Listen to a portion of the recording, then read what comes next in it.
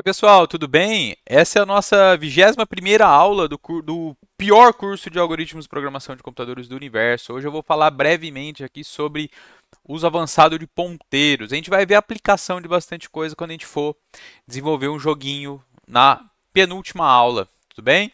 Então, vou dar os exemplos aqui, vou mostrar as situações, mas a gente vai ver na prática mesmo quando a gente for implementar um joguinho. Vai ser o joguinho Pong, né? O joguinho de ping-pong lá, aquele antigo, né? Um dos primeiros jogos para se jogar em casa, né? Pong, lembra do Pong? São duas barrinhas assim, que são os personagens, né? Serão as raquetes e a bolinha que fica rebatendo. Enfim, vamos lá, pessoal. Vou falar de três tópicos aqui sobre ponteiros, tá? Estou chamando de uso avançado, mas para um desenvolvedor em linguagem C, ele tem que saber esses assuntos, tá? Quais são esses três assuntos, né?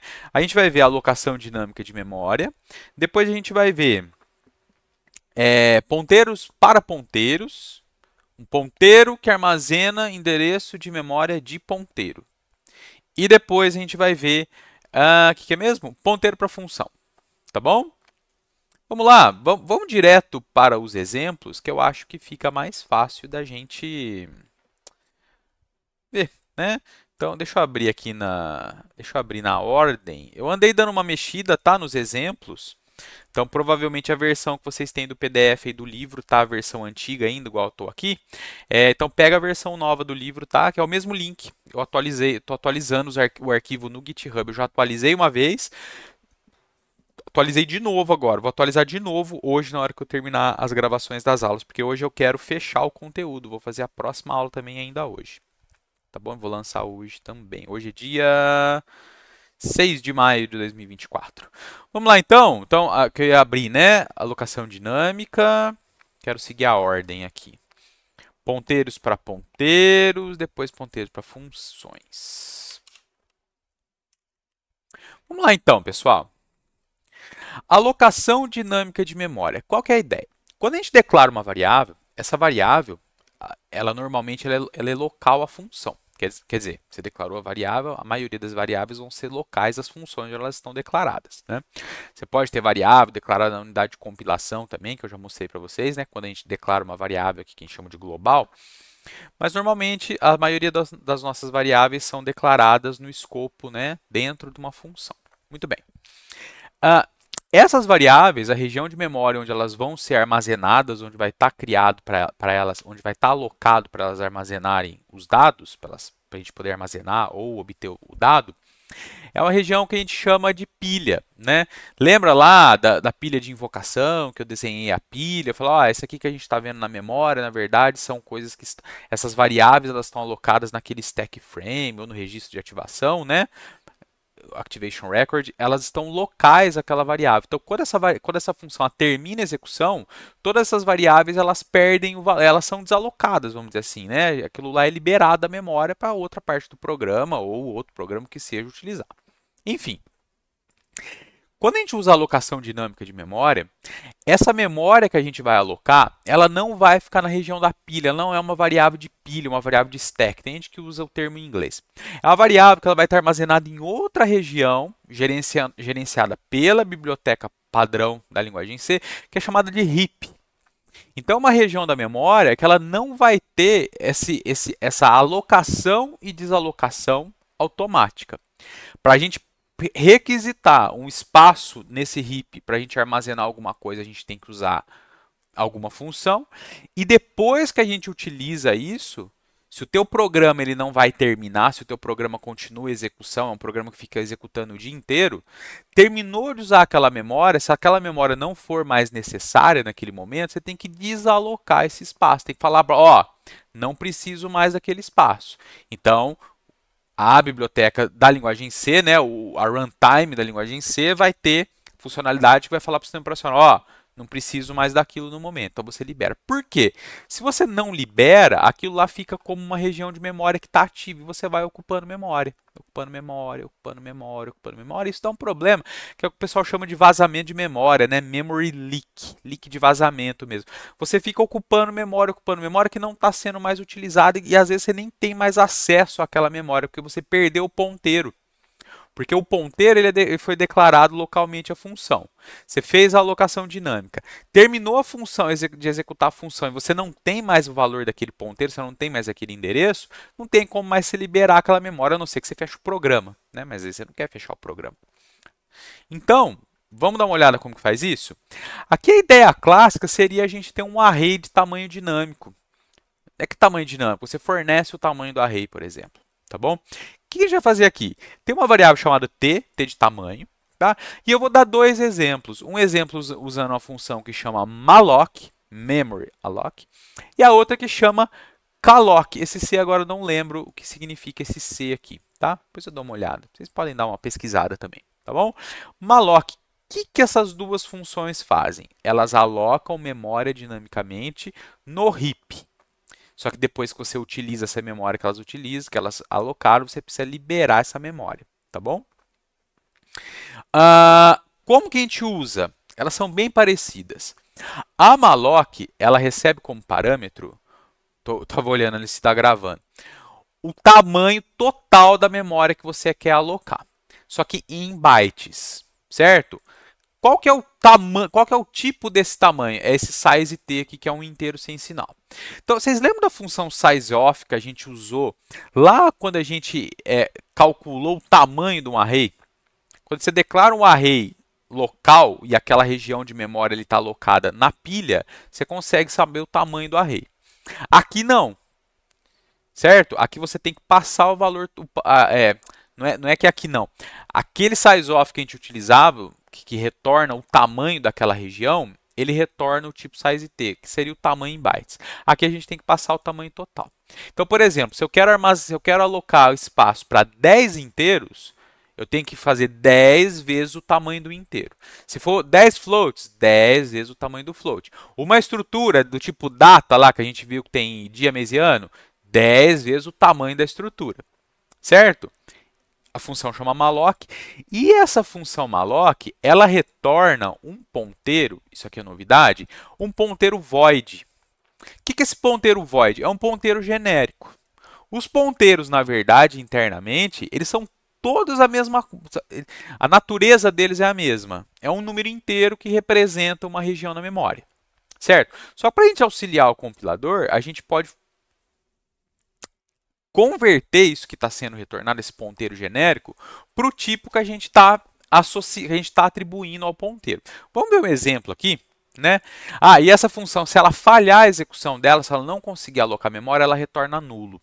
Tudo bem? Então vamos lá. O que eu estou fazendo aqui na linha 29? Vamos entender. Eu tenho um ponteiro chamado P1, um ponteiro para inteiro. Deixo aqui para lá por enquanto. Invoco a função malloc e passo para ela t, que é o nosso 10, vezes sizeof de int. Então, o que eu estou fazendo aqui? Aloco uma região de memória para mim no heap, onde o tamanho dela em bytes é t, que é o meu 10, vezes o tamanho do inteiro. Se o tamanho do inteiro é 4 bytes, que são 32 bits, se eu tenho 10 inteiros de 4 bytes, é para alocar 40 bytes na memória para mim. Como que eu vou utilizar isso? Aí depende de mim. Mas como eu vou armazenar 10 inteiros, a minha ideia é armazenar 10 inteiros, que seria o correspondente a um array de 10 inteiros, estou passando 10 vezes o tamanho do array, e aí ela retorna void asterisco, retorna o ponteiro genérico. O que eu estou fazendo aqui?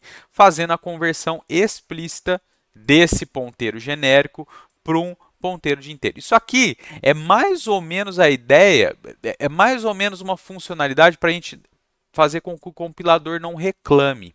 Eu acho que, inclusive, se eu tirar esse cast aqui, é capaz de compilar sem dar problema. Olha lá, compila normalmente, tá bom? Só que a gente faz a conversão explícita aqui para deixar claro que o que a gente está retornando aqui é um ponteiro para inteiro, tá bom? Tudo bem? A região da memória que vai ser alocada, o que está naquela região é indeterminado.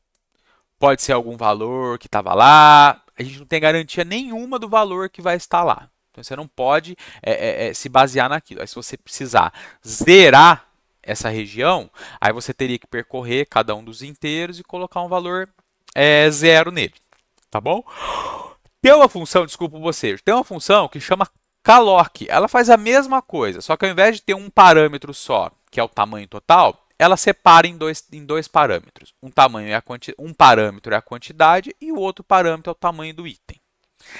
Além dessa diferença da gente ter os dois parâmetros, a função calloc ela zera a região que foi alocada. Então, se você alocou para um array de inteiros, você quer que zera aquilo lá antes de você começar a usar por algum motivo, você pode usar a função calloc. Tudo bem? Calloc. Ela funciona de forma igual a malloc, ela retorna nulo se não conseguir alocar. Ela retorna um ponteiro void. Estou fazendo o cast aqui, desculpa, aqui embaixo. Tá bom? A diferença é lógico, ela é um pouco mais lenta, porque ela vai realizar esse processo de inicialização. E os parâmetros aqui são separados, tá bom? O que a gente está fazendo aqui entre a linha 45 e a linha 56? Estou verificando se o P é diferente de nulo e se o P2 é diferente de nulo. Isso na prática, normalmente você vai ter memória, tá? Mas aqui seria uma forma bem, vamos dizer assim, bem segura, entre aspas, para verificar se realmente essas funções conseguiram alocar espaço, tá? Normalmente a gente não confere isso aqui, tá? Então, se P é diferente de nulo e P1 é diferente de nulo, desculpa, e P2 é diferente de nulo, que vai dar diferente de nulo dos dois aqui pra gente, né, no computador normal, eu vou imprimir P1 e P2, depois eu vou chamar essa função que chama configurar, passando o P1 e o P2, e depois é imprimir P1 e P2. Todas elas eu estou passando o T, que é o tamanho, estão vendo? Porque não tem como eu descobrir o tamanho dessa região depois que ela foi alocada. Eu preciso guardar esse tamanho para depois eu conseguir processar ela, tá bom? O que a função imprimir faz? Ela simplesmente percorre elemento por elemento. Estou passando o N aqui, o T lá está entrando aqui no lugar do N, né? Estou percorrendo elemento por elemento. Eu sei que o ponteiro eu estou interpretando aquela região como um array, imprimindo o valor e depois a configurar faz a mesma coisa, percorre o array, só que coloca um valor fixo em cada posição. Olha lá, tamanho, o valor, percorre e armazena valor em cada posição. Tudo bem? Existem outras funções para fazer esse tipo de coisa, tá?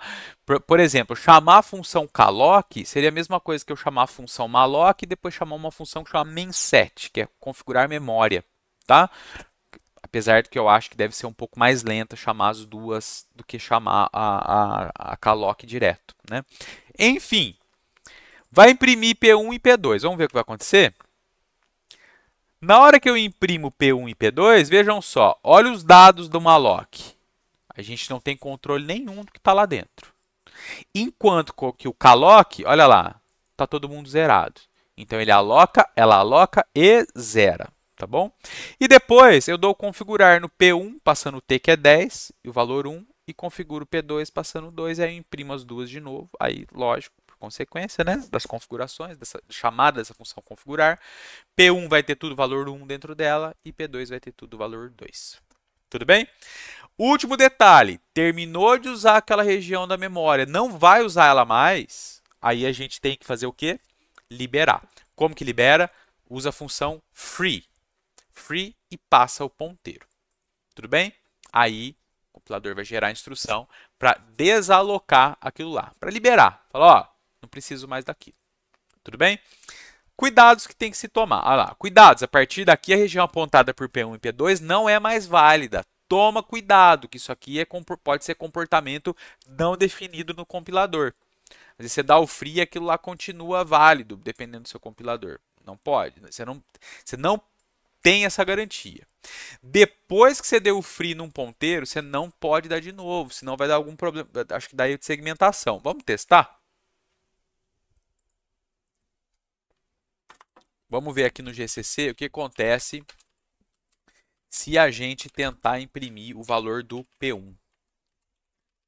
Seria a primeira posição, né? Teria que imprimir 1, né? Primeiro acho que dá espaço, né? Vamos ver. Olha lá. Erro, né? O compilador já está avisando, ó. Tá bom? Tem uma flag ali no compilador, olha lá. Use after free. Então, não faz isso. O compilador já está reclamando, já não está deixando você fazer isso, tá? Outra coisa, se eu tentar dar o free de novo, provavelmente o compilador vai reclamar. Vamos ver? De novo, olha lá. tá? Só que esse gera erro na execução. Esse aqui, ele até compilou, estão vendo que ele compilou? Só que, ó, ela terminou com problema, a execução terminou com problema, tá? Tudo bem? Tomar cuidado com isso, então. Depois que deu free, não dá free de novo e não tenta acessar a região que o ponteiro está apontando. O comportamento vai ser indefinido. Tudo bem? Próximo exemplo. Ponteiro para ponteiro. Ponteiro para ponteiro, pessoal, é uma coisa que às vezes é meio críptica, é meio assim, parece até um negócio meio esotérico, para que eu vou usar isso? Mas eu vou tentar aplicar lá no Pong também. Tá? Lá acho que vai ser um pouco difícil, mas qual que é a ideia? Quando você tem um ponteiro para ponteiro, você vai ter uma variável que ela guarda o endereço de um ponteiro. E você consegue fazer com isso, através dela, você consegue acessar indiretamente o ponteiro para você trocar o valor dele. Então, por exemplo, se você alocou dinamicamente memória para fazer alguma coisa e você quer desalocar a memória, só que você não usou uma variável só, você alocou em várias coisas. E depois de você chamar essa função que desaloca, você cria sua função para desalocar, para chamar os frees que forem necessários, você ainda quer marcar aquele ponteiro como nulo. Então você poderia usar ponteiro de ponteiro para fazer isso. Aqui no nosso exemplo, o que a gente vai fazer? Olha só, ponteiro para ponteiro ou ponteiros duplos, né? São usados para... Aqui, terminologia, eu já vi ponteiro duplo, ponteiro triplo, dá para ter ponteiro para ponteiro para ponteiro, ponteiro para ponteiro para ponteiro para ponteiro e assim por diante, tá? Mas a ideia aqui do ponteiro duplo, eu já vi até que essa terminologia ela não é muito encorajada, porque em inglês fica assim, ó, double pointer. Parece que é um ponteiro para double, tá? Então, em português normalmente a gente vê ponteiro para ponteiro. Vamos ver. Três variáveis normais, N1, N2 e N3. Vamos fazer o desenho disso aqui, para ficar claro o que está acontecendo. Então, a gente tem N1, N2 e N3, 10, 12 e 14. Certo? E aí a gente tem três ponteiros, P1, P2, P3, cada um apontando para uma das variáveis. P1, eu vou pôr eles embaixo aqui, ó, tá? P1, um asterisco para indicar que é ponteiro. P2, P3, P1 aponta para essa, P2 aponta para essa, P3 aponta para essa. Beleza?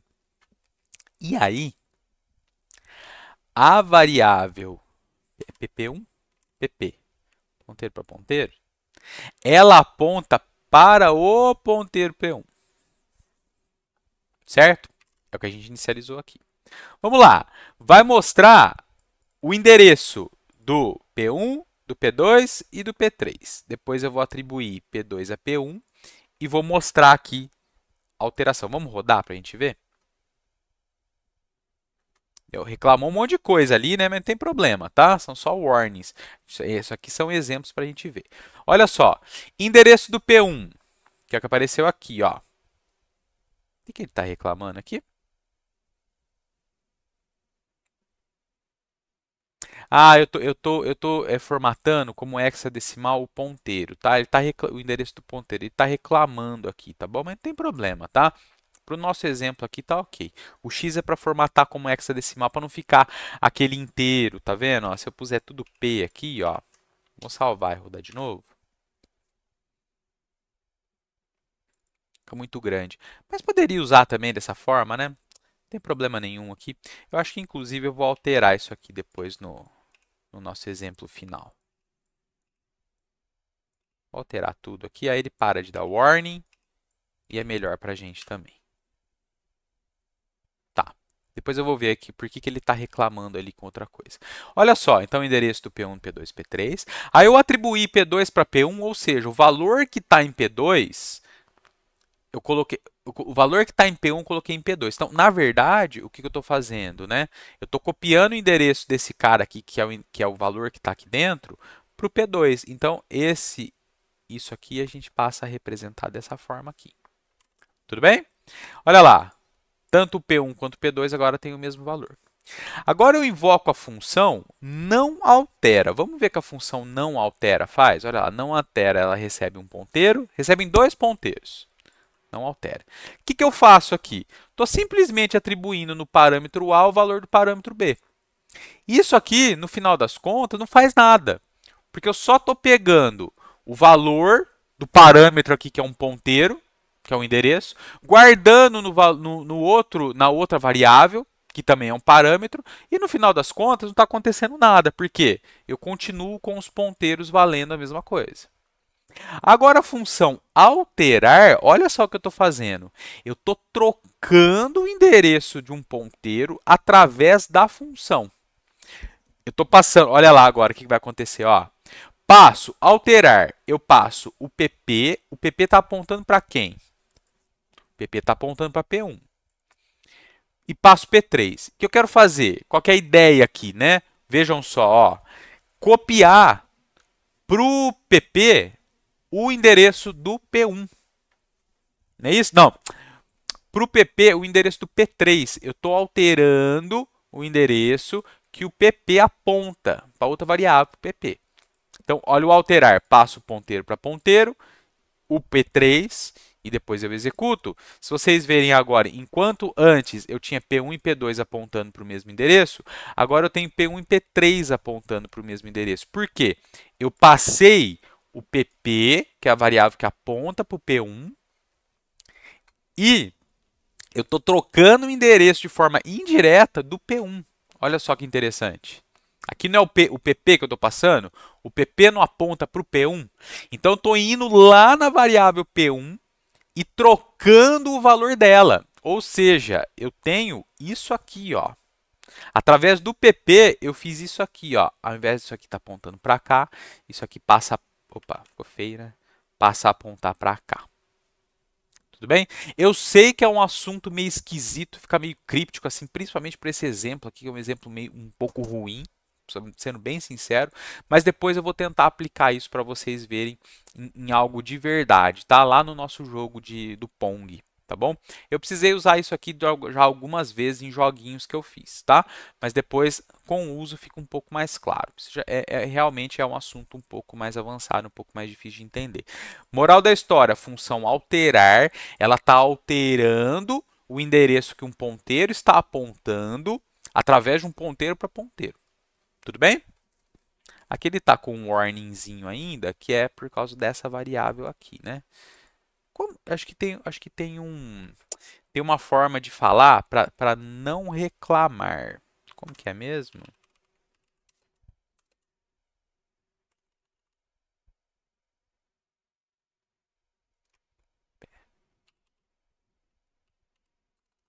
Deixa eu ver, tem uma forma de fazer isso. Vamos fazer aqui no Se Vira nos 30. CPP. Ver se eu acho aqui, ó. Pá, pá, pá.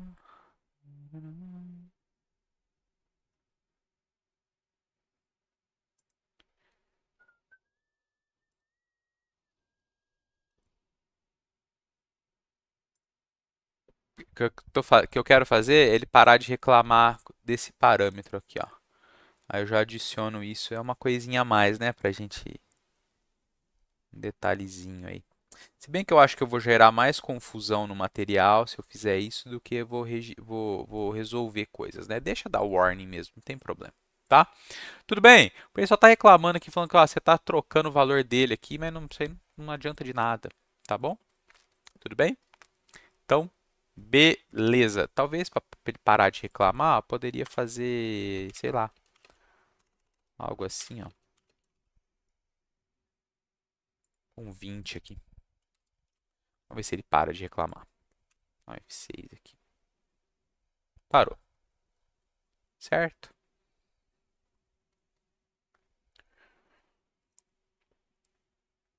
Só para não ficar dando warning, tá? Então tá bom. Isso aqui já, deixa eu já fazer o seguinte. Ponteiro para ponteiro. Essa aqui que eu acabei de alterar. Deixa eu ver a data aqui. Porque eu tô com uma cópia aqui. Isso ainda vai me gerar problema, porque eu fico lá no meu original. Eu pego uma cópia, mexo na cópia e às vezes eu esqueço copiar para de copiar para cá. Agora tá tudo certo, tá certo. Tudo bem. Copiar para as fontes do livro, né, de fato, porque o livro ele é escrito numa linguagem chamada LaTeX, tá? Então ele é compilado para gerar o PDF do livro, tá bom? Tudo bem. Pegou mais ou menos a ideia? Tem isso aqui também eu dei uma pesquisadinha rápida, achei aqui no stackoverflow.com um exemplo legal. Tá? Então ele fala, tem um exemplo lá de ponteiro para ponteiro, pensando num array de ponteiros, aí um array de ponteiros, tá? Eu acho que se eu parar para explicar aquilo vai demorar muito tempo, tá bom? Eu até tinha pensado em explicar daquela forma e dando um exemplo, mas eu acho que vai gerar mais confusão do que ajudar, tá bom? E agora o último exemplo, esse exemplo que é super legal, que é você passar como parâmetro para uma função. E aí a gente usa ponteiro de ponteiro. Ponteiro para função, desculpa, ponteiro de ponteiro não, ponteiro para funções. Olha só que interessante. Eu tenho uma função aqui que chama ordenar usando função. Lembra os algoritmos de ordenação que a gente viu? Vários? A gente vai implementar, que acho que é o bubble sort que está implementado, na função ordenar, certo? Só que esse ordenar, eu vou receber uma função que vai me dar a ordem que os elementos estão. Se um elemento é menor, maior ou igual ao outro, que é essa minha p função aqui. Como que eu declaro um ponteiro para a função? É dessa forma aqui, ó. Você põe o tipo de retorno da função, a lista de parâmetros da função, e aí o parâmetro você coloca ele entre parênteses e com um asterisco. Então, isso aqui é uma variável que recebe uma função como parâmetro. Olha só que interessante. Depois, aí você consegue utilizar essa função dentro da função que você tá passando. Para que serve isso? Por exemplo, quero ordenar por ordem crescente, quero ordenar por... Acho que inclusive esse é o exemplo. Ordenar por ordem decrescente. Vejam, a função crescente e a função decrescente, ambas têm a mesma assinatura aqui que a função p-função. Elas recebem 2 inteiros e retornam 1 inteiro. Tá vendo? Aí tem a função embaralhar, função imprimir, função sortear e a função imprimir mensagem. Então vejam, eu tenho um array 3, 5, 1, 4, blá, blá, blá, blá, tamanho 10. Declarei aqui, agora internamente, um ponteiro para a função. Que tipo de função? Que retorna void e tem lista de parâmetros void, não tem parâmetros. E atribuir ele à função imprimir mensagem. Olha que interessante. Eu não estou atribuindo o retorno da função imprimir mensagem. Eu estou pegando a própria função, o endereço dela, e armazenando nessa variável. E agora, depois a gente vai usar ela. Olha o outro exemplo aqui. Declarei numa linha, chama pfdec, p função, ponteiro para função decrescente, é a ideia aqui, e depois atribuir a função decrescente. Gerei uma semente, semeei o meu gerador de aleatório aqui, que a gente já usou, né? Lá no capítulo de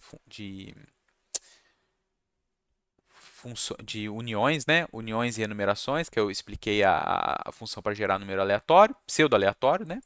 E aí, olha só, eu invoco a função imprimir mensagem de forma indireta, através da pfv, do ponteiro fv, que é esse cara aqui, ó, que está apontando para a função. Então, você pode chamar a função pelo ponteiro. Olha lá.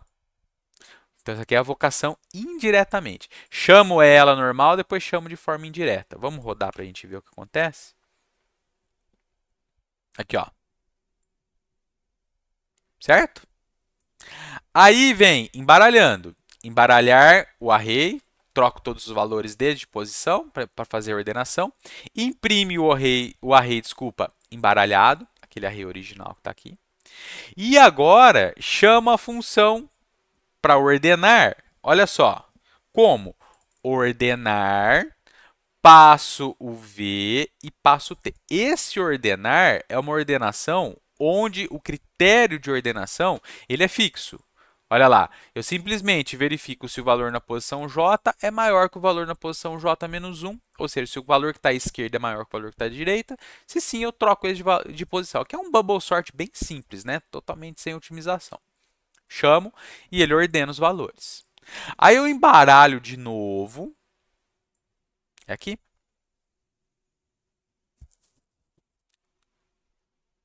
Ah, essa...